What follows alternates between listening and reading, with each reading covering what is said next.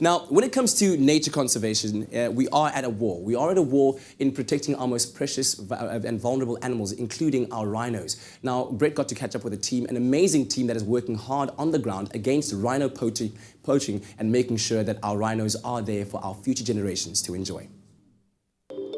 It's early in the morning. We are on a private game reserve in Hoedspruit. Hoedspruit is a small farming and wildlife community right in the heart of South Africa's greater rhino population.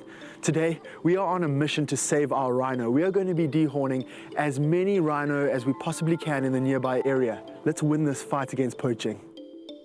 The dehorning project aims to ensure the safety of these mammoth creatures in the province, which is the epicenter of the poaching epidemic, and is simply one part of a multi-pronged anti-poaching strategy.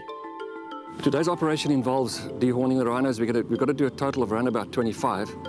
Whether we find them all, we're not sure, but the process involved is really dehorning, which we do every 2 years. As far as the dehorning process is concerned, we find a particular animal, a target animal. Once the animal is darted and down, then the process, it sounds a bit barbaric, but we actually use chainsaws because experience has proved that the most effective way is actually using a chainsaw.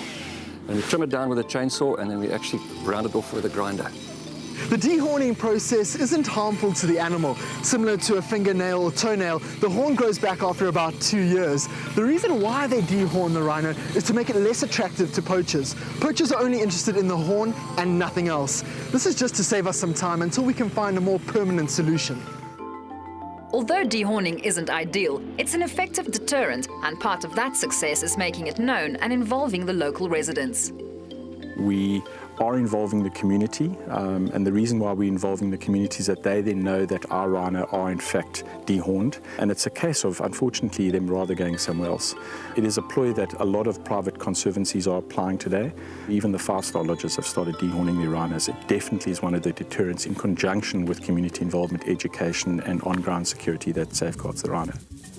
With rhinos being lost at a rate of 3 to 4 animals per day, protecting the species calls for drastic measures, and it's a tough job that needs support to keep these animals alive. Yeah, we've had a successful morning so far. We've managed to dehorn 6 animals. Most of the animals are known to us because we've notched them, so my anti-poaching unit know the individual animals. We've obviously got a long way to go. I feel that there is hope. Obviously, the funding is a major problem to us with the devaluing of the rand as it is. We rely heavily on NPOs to bring in money to help us. The media plays a massive role for us to get this exposure, to put it out there. Because I still feel to this day that the world, or a lot of South Africans, don't actually know the threat that we're facing. It's a real threat. I think the problem is much bigger than just one simple answer. I think it's very difficult to stop 2,000 years of medicinal, cultural belief. I think that is a problem. Certainly there's a huge amount of education going on in various Eastern countries. There are signs that education specifically through children is having an impact and using specific public personalities, and that is getting traction. It is up to us to make sure that we educate our communities and protect these wonderful prehistoric creatures for futures to come.